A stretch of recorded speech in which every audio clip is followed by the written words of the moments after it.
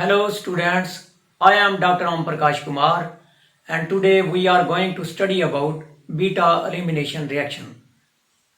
Type 1 E1 reaction. इससे पहले हमने बीटा एलिमिनेशन के बारे में इन जनरल स्टडी किया था कि बीटा एलिमिनेशन रिएक्शन की दो टाइप्स E1 और E2 होती हैं और ये किस तरह से प्रोसीड करता है और इसके जो प्रोडक्ट्स हैं वो अल्कीन या अनसैचुरेटेड कंपाउंड्स होते हैं। तो चलिए आज हम स्टडी करते हैं E1 रिएक्शन को। E1 रिएक्शन में जो सबस्ट्रेट मॉलिक्यूल होता है वो जनरली अल्काइल हैलाइड होता है।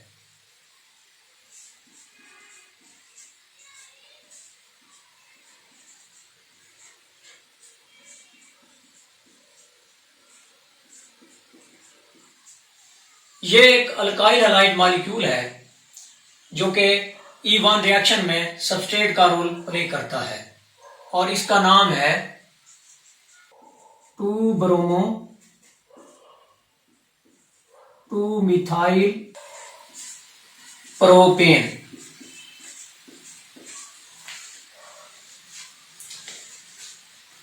E1 रिएक्शन एक 2 स्टेप पर बेस्ड केमिकल रिएक्शन है जिसके फर्स्ट स्टेप में रिवर्सिबल आयोनाइजेशन होती है और जिसके रिजल्ट में हमें एक कार्बोकैटाइन मिलता है और हैलोजन रिमूव्ड आउट हो जाता है या हैलोजन बोल्ड आउट हो जाता है।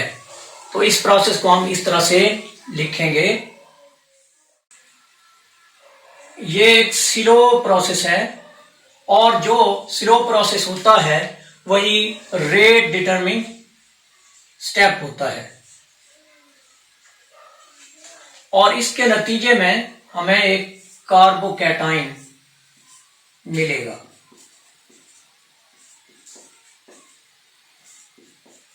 ये कार्बोकैटाइन है क्योंकि इस कार्बन पर ये कैटाइन या पॉजिटिव आयन है, इसलिए इसे हम कैटाइन कहते हैं। तो फर्स्ट स्टेप के अंदर हमने देखा कि हैलोजन की रिमूवल हुई है, इस हैलोजन की रिमूवल हुई है और कार्बोकैटाइन एक स्पीशी मिली है और हैलोजन बोल्ड आउट हो गया है, मतलब ये निकल गया है। ये तो था स्टेप 1। अब हम स्टेप 2 की जानब बढ़ेंगे।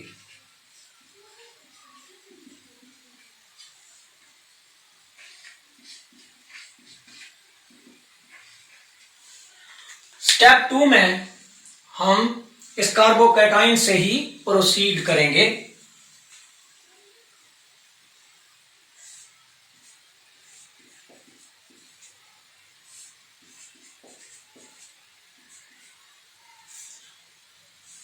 और इस मिथाइल ग्रुप को हम थोड़ा इस तरह से लिखेंगे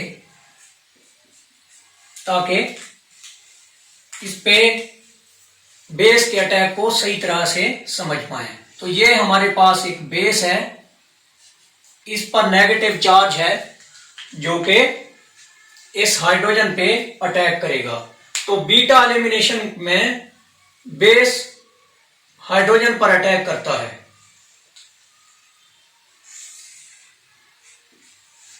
तो ये इस हाइड्रोजन पर अटैक करेगा और इसे इलेक्ट्रॉन देगा और ये बॉन्ड शिफ्ट हो जाएगा इस पोजीशन पर और as a result new product will be obtained और ये रिएक्शन बहुत ही जल्दी होगा, मतलब ये रिएक्शन बहुत ही फास्ट है और जो प्रोडक्ट हमें मिलेगा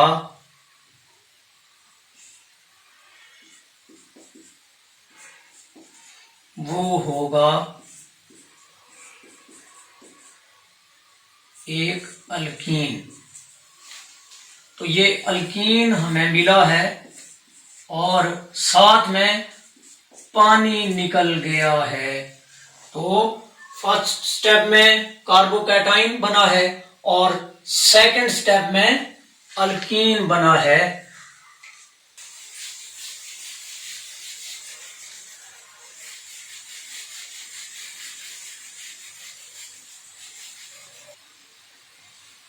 E1 रिएक्शन में बेसिकली 3 फंडामेंटल इवेंट्स हैं जो हमने अभी फर्स्ट और सेकंड स्टेप में देखे हैं। First point, removal of halogen. पहला पॉइंट इसमें रिमूवल ऑफ हैलोजन है और second point removal of proton है।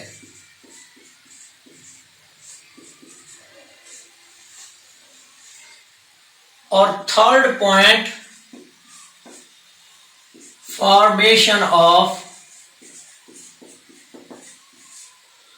Carbon carbon double bond. तो कार्बन कार्बन डबल बॉन्ड की फॉर्मेशन थर्ड इवेंट है जो इंपॉर्टेंट इवेंट है। इसका मतलब यह है कि सिग्मा बॉन्ड ब्रेक होगा और ये पाई बॉन्ड जनरेट करेगा।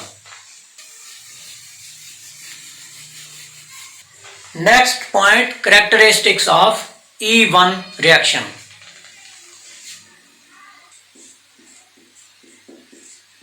E1 रिएक्शन की कैरेक्टरिस्टिक्स क्या हैं? E1 एक यूनिमॉलिक्यूलर रिएक्शन है। इसके रेट डिटरमिनिंग स्टेप में सिर्फ अल्काइल हैलाइड की ही कंसंट्रेशन में चेंज आ रही है, तो उससे ही हमें कंसर्न है। लिहाजा E1 रिएक्शन यूनिमॉलिक्यूलर रिएक्शन होगा।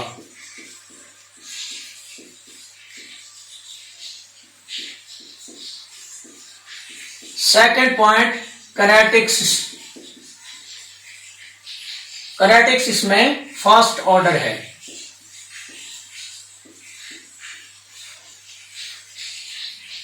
थर्ड पॉइंट, E1 रिएक्शन में मैकेनिज्म के रिलेटेड है और ये मैकेनिज्म 2 स्टेप पर बेस है।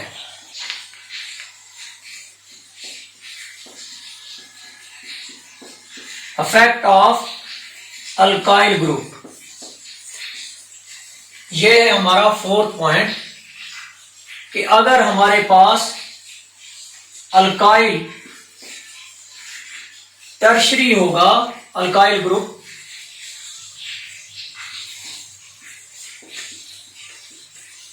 तो रिएक्शन जल्दी जल्दी होगा, मतलब E1 रिएक्शन बहुत ही फास्ट होगा।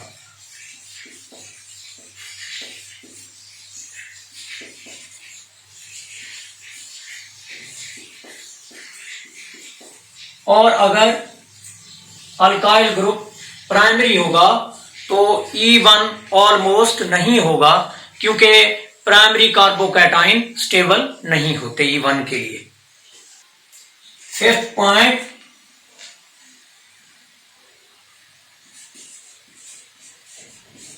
रिएक्टिविटी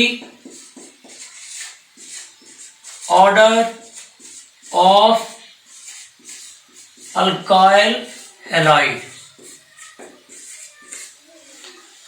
तो कौन से अल्काइल हैलाइड ज्यादा रिएक्टिव होंगे और जल्दी जल्दी E1 रिएक्शन देंगे? तो Ri होगा, then R, Br, RCl and RF। तो ये बहुत ही कम रिएक्टिव होंगे for the purpose of E1 reaction. तो FSC स्टूडेंट्स के लिए यहां तक काफी है। तो शुरू से लेकर यहां तक अगर आप ये कर लेंगे तो आपके एग्जाम के लिए इतना मटेरियल सफिशिएंट है। लेकिन अगर आप नेक्स्ट पढ़ना चाहते हैं तो वो भी आपके लिए बड़ा बेनिफिट होगा।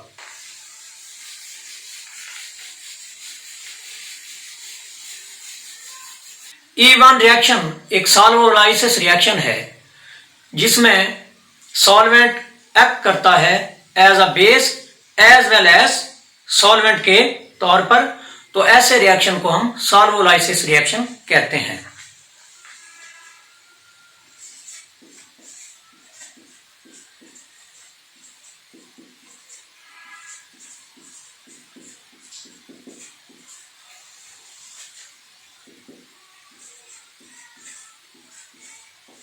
तो solvent acts both as a solvent as well as base. इस तरह के रिएक्शन को सॉल्वोलाइसिस रिएक्शन कहते हैं। और E1 रिएक्शन में बेस की जरूरत नहीं होती। अगर आप बेस समझ लें तो मेथनॉल, एथनॉल और वाटर, सिंपल, ये solvent as well as base का रोल प्ले कर सकते हैं। तो आपको इन एडिशन E1 रिएक्शन करवाने के लिए सॉल्वेंट या बेस यूज करना नहीं पड़ता। नेक्स्ट पॉइंट है हमारा टेम्परेचर। E1 रिएक्शन एक एंडोथर्मिक रिएक्शन है, तो इसमें टेम्परेचर ज्यादा रखा जाता है एज कंपेयर टू SN1 से। अगर आप टेम्परेचर लो रखेंगे तो रिएक्शन E1 की बजाय SN1 हो जाएगा।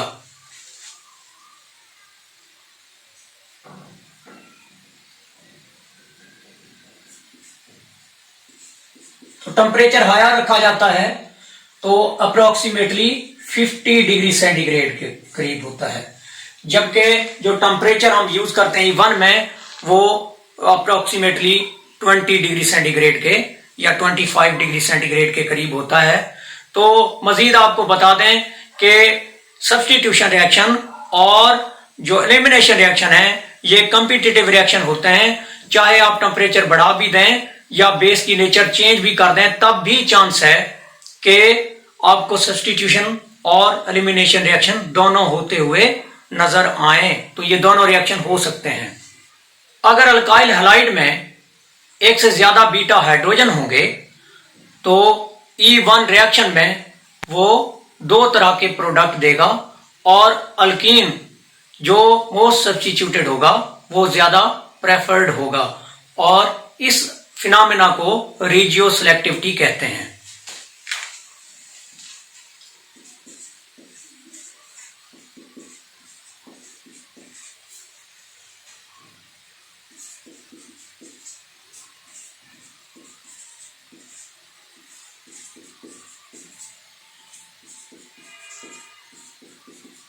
हमारे पास ये एक अल्काइल हैलाइड है और इसमें ये लीविंग ग्रुप है। This will be a leaving group, इसको हम Lg कहते हैं। और इस कार्बन को जिस पे लीविंग ग्रुप मौजूद है, प्रेजेंट है, उसे हम अल्फा कार्बन कहते हैं। और इसका जो नेबरिंग ये फर्स्ट कार्बन है इसे हम बीटा कार्बन कहते हैं और ये बीटा 1 होगा। और इस तरफ जो कार्बन मौजूद है इसे भी हम बीटा कार्बन कहते हैं और ये बीटा 2 होगा। और E1 रिएक्शन में जब हम बेस यूज करेंगे, एक smaller base such as methanol, तो ये दो तरह के प्रोडक्ट देगा।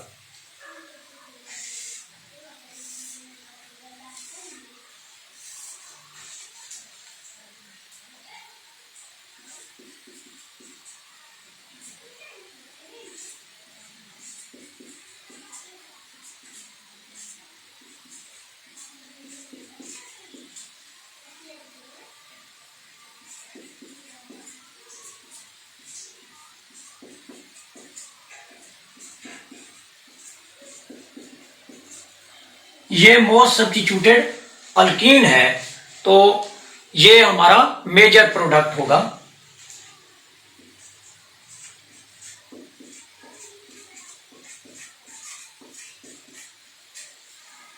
और ये लेस सब्स्टिट्यूटेड अल्कीन है, ये हमारा माइनर प्रोडक्ट होगा।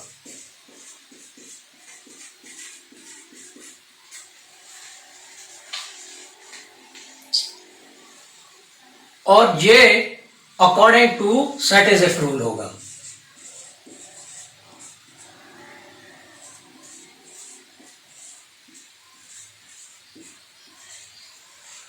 According to Satisf rule, the most substituted alkene will be preferred. Or according to Hoffman rule, lesser substituted alkene will be preferred.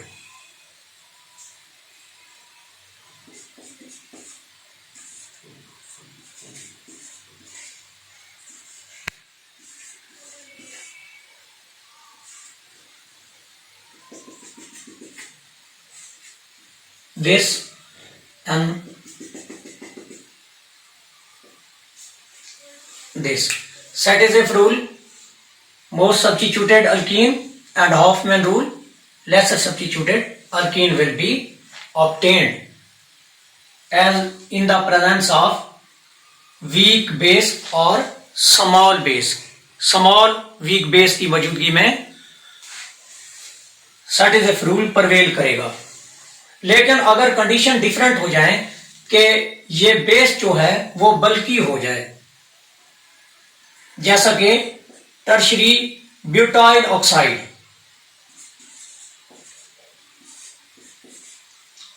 तो पोटाशियम टर्शरी ब्यूट ऑक्साइड में ये मेजर प्रोडक्ट होगा और ये माइनर प्रोडक्ट होगा, और यहां पे हॉफमैन रूल अप्लाई करेगा अगर हमारे पास बेस ये बल्की होगा. बल्की बेस अगर हम यूज करेंगे, बल्की बेस में हॉफमैन रूल जो वो डोमिनेंट होगा, और अगर हमारे पास स्मॉल बेस होगा जैसा कि ये मेथनॉल वगैरह,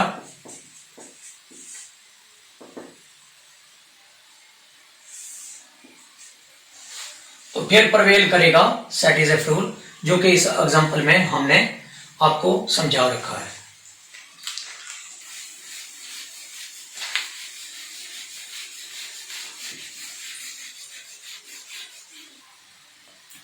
E1 रिएक्शन में कार्बोकैटाइन इंटरमीडिएट बनता है जो बाज़ औक़ात रीअरेंज करता है, और इसकी वजह से मोस्ट स्टेबल कंपाउंड मिलता है.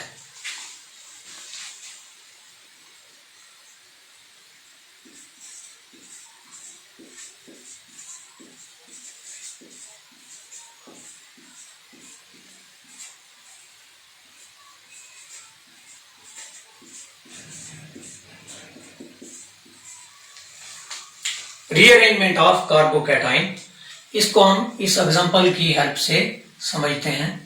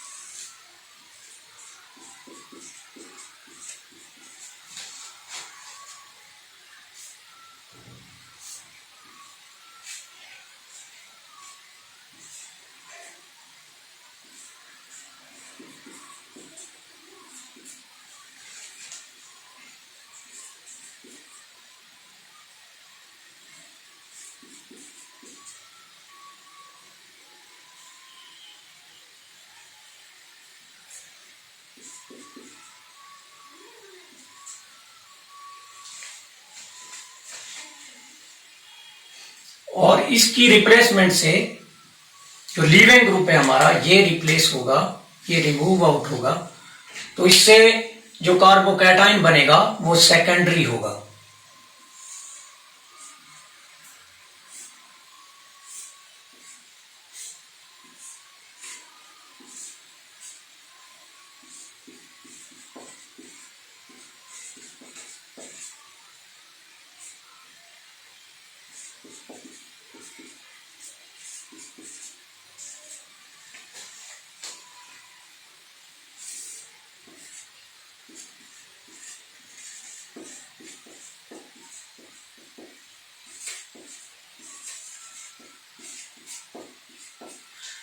लेकर ये कार्बोकैटाइन 1,2 मेथानाइड शिफ्ट में टर्शरी कार्बोकैटाइन बनेगा. ये सेकेंडरी कार्बोकैटाइन है, यहां पे सेकेंडरी कार्बोकैटाइन है, सेकेंडरी कार्बोकैटाइन, और ये अपने आप को टर्शरी कार्बोकैटाइन में अरेंज करेगा.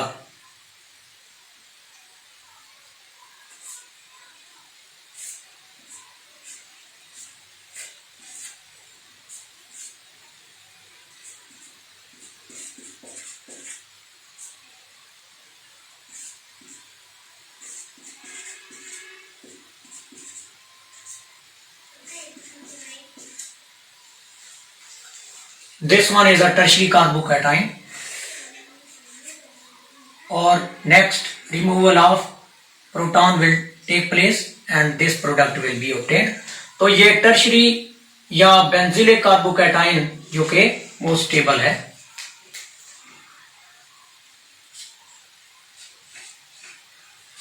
ये टर्शरी कार्बोकैटाइन है और यहां पे ये सेकेंडरी कार्बोकैटाइन था। तो यहां से हम ये भी देखते हैं कि टर्शरी कार्बोकैटाइन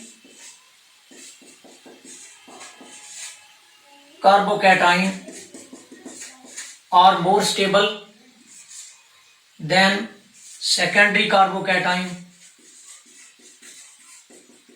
और लीस्ट स्टेबल है प्राइमरी कार्बोकैटाइन, या इसे हम फर्स्ट डिग्री कार्बोकैटाइन कह सकते हैं।